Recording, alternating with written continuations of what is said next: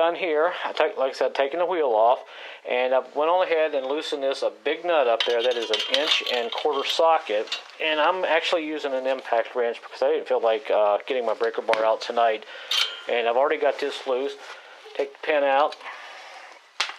Go ahead and take the nut off real quick. Might as well watch me, I guess.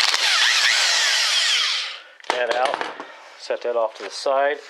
And also, I have gone ahead and taken my caliper bolts out, back of the brake caliper here.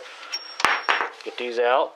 Oops, I just dropped one somewhere on the floor. I heard it way in the back. They always roll away from me. Set that off to the side. Hopefully the lighting is sufficient.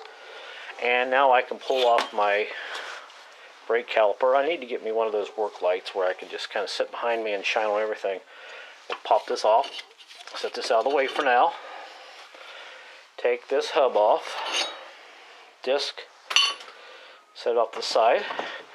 And now all I have to do is go over here on this side and go ahead and take off this tie rod end. Now, a lot of guys have issues. They have no problem breaking that bolt loose, but what they do, they break the bolt loose, and they don't. They actually break the bolt loose, and they get about halfway down, and they don't take the bolt all the way off, the nut I should say, and the whole centerpiece starts to spin. So what you got to do is don't beat on this, don't hit it with a hammer just yet. Put some oil on there, take this nut completely off first, then go up here and hit on the top of this tie rod end, break it loose, and it should come out. That'll save you from having that entire unit spinning around, and it gets to be a real pain in the ass to get that off. So you don't want to get into a situation where you're going to spend 25-30 minutes just trying to get that nut off. Then after we get that off, we just got to get down here in the bottom and take off this nut here, which holds the lower ball joint on, and get a pry bar, pry down on the bottom lower control arm, pull this unit out, and go ahead and take the axle out. Now, something else I did, I almost forgot to mention, I did go ahead and drain the transmission fluid out of the bottom of the transmission, because you cannot pull those axles out on this transmission without getting a bath. So trust me, it's worth about 20 minutes. Get all those little bolts out of there and drain that fluid, and it will make your day a lot less messier. And by the way, my transmission fluid is back there in the back in a pail. I don't think you can even see it. Back there somewhere. It's all back there out of the way. So the transmission has been drained of fluid. So now I'm going to go ahead, spray that nut on the tie rod end, take that off, and we'll go ahead and take this lower control arm off. And this axle is out. Now, I'm not sure if I'm going to take the other side of the axle off, the passenger side yet. Sometimes you can slip that transmission off that axle and take it out, but I'll worry about that once we get ready to take the transmission out. So we'll go ahead and take these two bolts out here and see if we can maybe get this axle out. All right, I just about got that off there. It was had to use a little persuasion, and I have a little pipe wrench here that I kind of stick on my ratchets sometimes. It makes it a little bit easier to break loose because you don't want to wear yourself out. Now, I've just about got this off. These can be on there pretty tight, so you got to just keep putting oil on it and working it back and forth until it just about breaks loose. And I think we just about got it broke loose. Now, I apologize for my dog next door barking. They leave for days. They don't take care of it, and it'll bark for 8-10 hours a day. It's just sad. Anyway, alright, so now as you can see, I got the nut off, and the tie rod end is still attached. So all I have to do here is take a hammer and hit that and break it loose. And that's the whole secret. A lot of times of getting these tie rod end bolts off. Don't break them, don't hit them first. Take the nut off because it's already seated in there tight. And that'll keep this whole unit there from spinning around on you. And also you can see I've got a couple of jacks up under there. I got my big jack, antique jack. I got 3 jacks under this, and I got my back wheels shocked there, so chocked pretty good on both sides, so it's not going to go anywhere. And now all we got to do is go ahead and take this lower ball joint bolt out. This is a 15, I believe it's an 18 on one side and a 15 on the other. I'll let you know that here in a minute. And also these bolts I took out, the brake caliper right there, they're little 10mm bolts. They're pretty easy to take out. And we'll be just about ready to take this axle out. Also, I almost forgot to tell you, sometimes there's a washer behind this nut here. Don't forget to take it out of the way. Sometimes it has a third washer with bevels, little grooves and bevels in it. So when you put the card key in, it keeps it from moving around. But this one didn't have it, so that's just the way it came. So I'll put it back together that way. All right, now let's go ahead and take this lower ball joint bolt off. All right, we got the back nut off on this lower ball joint bolt nut, and that took a 13/16. I had to use a breaker bar on that because it was pretty hard to get out. It was pretty rusty, and there's a look at it. I think you can see it there. And I knocked it back in, and this side it should be ready to come out.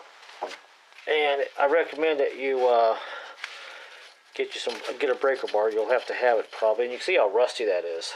So I had to shoot a little oil on it, and that is out. And like I said, these were 13/16 to get those out. Now all I gotta do is break this tie rod end loose, and I can go ahead and pry down on that lower control arm with my pipe over there and slide that axle out. Then go ahead and slide it out of the transmission. Now that can get a little tricky sometimes. I just get underneath with the pipe up against it and tap on it, and it usually comes out, but we'll see how that goes. But they do make a special tool you can buy that goes in behind that, and it'll pop it out. Of course, I don't have it. Maybe someday I'll buy one, I don't know. But we'll see if we can get this axle out. So we'll go ahead now and take this tie rod end off. Alright, I had to hit that pretty hard there. I think I got loose. Actually, I'm using a big hammer. I had a smaller one right there, but bigger ones seem to help a lot. And they do make a tool you can buy, the ball joint, a tie rod end spreader you can buy, but sometimes this works out pretty good. Let me hit it one more time. Oh, there we go. Alright. And always check your tie rod in when you take it off, make sure it's tight. And yeah, it's tight. It's in good shape. No problem there. And check your inner tie rod in.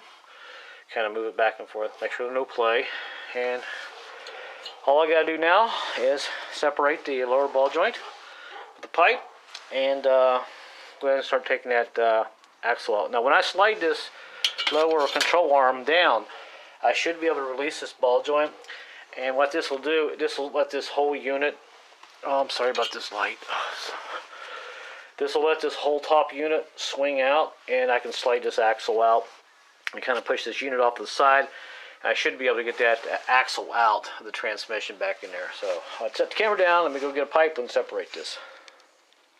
Alright, I got my pipe in there. A lot of times you just got to figure out what works best to get that lower control arm down, and you can see right there, the lower ball joint is separated. So all you got to do is just kind of push down on it. And actually, I didn't have to push down very much on it. So if you just have a small bar, it would probably work. The pipe I'm using is pretty long. I've had it forever. It's about 3 feet long or so. And now all I have to do, if I hold the light, and you can see how this axle already went in. If I pull out, well, the axle just basically came out, just like that. And that's how you would take your axle out of the front of this. So now all we gotta do is go ahead and pop it out, and I'm more than likely we'll get under here with a pipe. And you can see, if you have that special tool, there's a place cut in that axle housing that will allow you to get there and pry on that, and it'll pop that axle out. Now we're going to go ahead and pop this axle out. Now, what I found out, if you don't have that special tool to get that axle out, just take a regular tire iron like this, and if you get right on the edge of this lip, right back there on where that housing is, I don't know if you can see that, and hold that there, and sometimes just kind of tug on it, push on it, hit it, then that axle will pop out. You don't have to really beat on it or anything, but it usually comes right out. So that worked out pretty good. And now all I gotta do is slide it out on the housing on the other side. And it's a good thing I took out the transmission fluid, because I'd have a shower of transmission fluid right now if I had not done that. By the way, I did take the transmission pan off and drained all the fluid out of it earlier. And so we'll go ahead and pull this axle out. Let me just crawl up here and you can kind of watch me pull this out. And believe it or not, once you get the axle out, the hard part is pretty much done. Everything else, just small bolts and stuff on that transmission, and you got to prep it in order to kind of get it out. Of course, I'll have to set the camera down in order to get this out of here because I got to lift up on that axle there. So let me lift up on that axle and pull it out of there without damaging the boot. There we go. Oh, and there is the axle. The light on it. Here. Give you a look at it real quick. And what holds that axle is that little clip right there. But if you can get your your tire tool right there on the edge of that lip and kind of pull out on it against the transmission, a little leverage, it usually comes right out. And my axle's in good shape. And by the way, this model does not have the ABS, anti-lock braking system on it, which some models had, some models did not have it.